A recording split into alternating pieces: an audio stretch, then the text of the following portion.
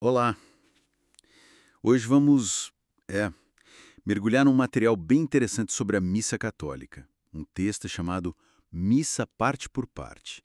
A ideia é explorar as origens, a estrutura, enfim, o significado dessa celebração central para o catolicismo usando esse texto como guia. Olha, uma coisa curiosa que o material já aponta é que a palavra missa, assim, com esse nome, não está na Bíblia. Mas, claro, os elementos principais, tipo Eucaristia, Ceia do Senhor, esses sim têm raízes bíblicas bem diretas. Então, nosso foco é entender esses componentes, né? O texto baseia muito isso na última ceia, claro. Mateus, Marcos, Lucas, e também o que Paulo escreve aos Coríntios. E aquela instrução de Jesus, né? Fazei isto em memória de mim, que está lá em Lucas. O material coloca isso como, digamos, o comando para continuar o ritual. Exato. E teologicamente, esse documento que a gente está vendo liga isso à missa, como uma atualização, sabe? Do sacrifício de Cristo. A carta aos Hebreus fala disso. E também como comunhão com Ele, como Paulo diz em Coríntios.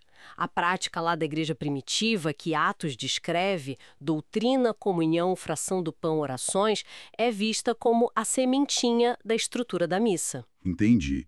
E sobre o nome missa? O texto explica que vem daquela frase final em latim, ite missa es, né? O envio.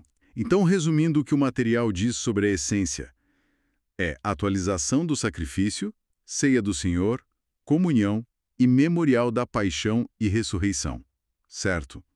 E tudo organizado em 4 partes: ritos iniciais, liturgia da palavra, liturgia eucarística e ritos finais. Isso. Vamos, olhar um pouquinho mais de perto. Os ritos iniciais, por exemplo, são como a preparação.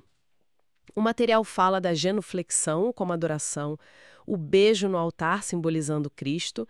Aí tem o ato penitencial, um momento importante de pedir perdão, né?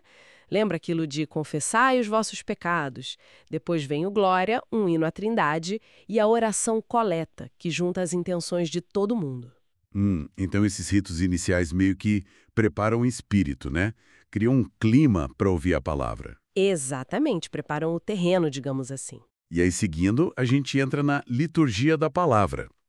O material até cita a fé vem pela palavra, para mostrar a importância. Aqui temos as leituras, né? Antigo Testamento, Novo Testamento, o Salmo, que é uma resposta em forma de oração, e o Evangelho, claro, o ponto alto da palavra, seguido da humilha, que é a explicação do padre, e o credo, a profissão de fé de todo mundo junto. E depois dessa parte da palavra, a gente chega no coração mesmo da missa, a liturgia eucarística.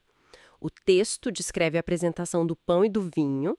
Interessante que vê isso como o trabalho humano, a criação sendo oferecida. O ponto central é a oração eucarística. É aí que acontece a consagração. Segundo a fé católica, descrita aqui, é o momento da transubstanciação. O pão e o vinho se tornam corpo e sangue de Cristo, embora a aparência continue a mesma. É um mistério profundo. Sim, essa questão da transubstanciação é chave no entendimento católico, como o texto mostra. Uma mudança na substância, não na aparência. E isso nos leva direto para o rito da comunhão. Isso mesmo. Começa com o Pai Nosso, a oração que Jesus ensinou. Depois tem a saudação da paz, vista como um dom de Cristo ressuscitado. A fração do pão, o Cordeiro de Deus. Tudo lembrando Jesus como o sacrifício. E a comunhão em si, o ato de receber Jesus na Eucaristia. Baseado naquelas palavras: quem come a minha carne, permanece em mim. O texto até menciona rapidamente as formas de receber, na mão ou na boca. Pois é, e quando parece que está acabando, o material ainda dá um panorama histórico rápido. Ah, sim. Fala das celebrações lá do século II, com o Justino Mártir. Isso, e a consolidação da liturgia mais tarde, entre os séculos IV e VI. Menciona o Concílio de Trento, que definiu a missa como sacrifício propiciatório, buscando reconciliação. E, claro, as mudanças do Vaticano II, a língua do povo, mais participação dos fiéis.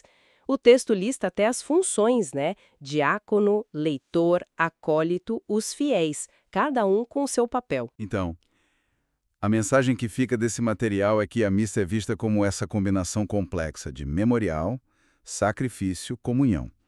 Tudo com raízes bíblicas e uma forma que evoluiu, mas sempre com o foco em Jesus. Exato. E um ponto final que o texto destaca bem é o envio, o idem paz, o ite missa est. Não é só um tchau, é o começo da missão, né? A celebração acaba, mas a tarefa de levar aquilo para a vida começa ali. A liturgia vai para a vida. Isso é verdade. Isso deixa a gente com uma pergunta para pensar, né? Com base nessa análise toda do material. De que forma entender melhor a estrutura, os símbolos, as origens bíblicas da missa, como esse texto apresenta, poderia talvez mudar a percepção ou a vivência dessa celebração para quem participa. Fica aí a reflexão.